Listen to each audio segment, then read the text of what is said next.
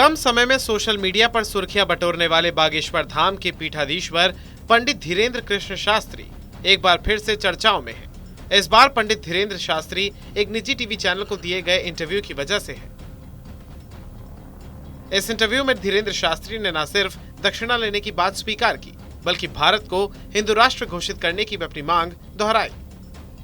इस इंटरव्यू में पंडित धीरेन्द्र शास्त्री ने कहा कि वो अपने दरबार में बैनर लगवाकर और माइक पर भी लोगों को बताते हैं कि उनके यहाँ किसी तरह की कोई फीस नहीं लगती। हालांकि कई बार उनके शिष्य उन्हें गुरु परंपरा के नाम पर दान दे देते हैं। धीरेन्द्र कृष्ण शास्त्री से जब एंकर ने अपने भक्तों से मकान, फ्लैट, घोड़ा गाड़ी मांगने के बारे में सवाल किया तो उन्होंने कहा कि हम भक्तों से दक्षिणा लेते हैं और लेना बुरा नहीं है। उपयोगिता अच्छी या बुरी होती है कि हम उसका सदुपयोग करते हैं या फिर दुरुपयोग। अगर कोई कुछ देता है तो हम गुरु होने के नाते उसे स्वीकार करते हैं। हम उस परंपरा से हैं जहां गुरु को अंगूठा तक दान में दे दिया जाता है। अगर कोई अपने को मेरा शिष्य मानता है, हम उसके गुरु हैं, तो गुरु शिष्य परंपरा के नाते हमें कुछ भी दे दे।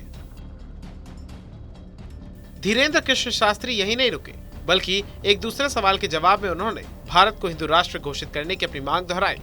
धीरेन्द्र शास्त्री ने कहा, एक बार हिंदू राष्ट्र घोषित हो जाने के बाद हम अखंड भारत मांग लेंगे।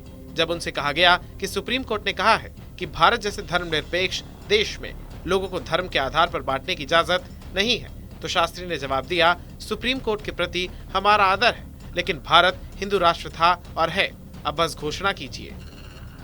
धीरेन्द्र कृष्ण शास्त्री ने अपनी कमाई को लेकर कहा कि हमारी कोई फिक्स कमाई नहीं है, क्योंकि हमारी कोई कंपनी या बिजनेस नहीं है।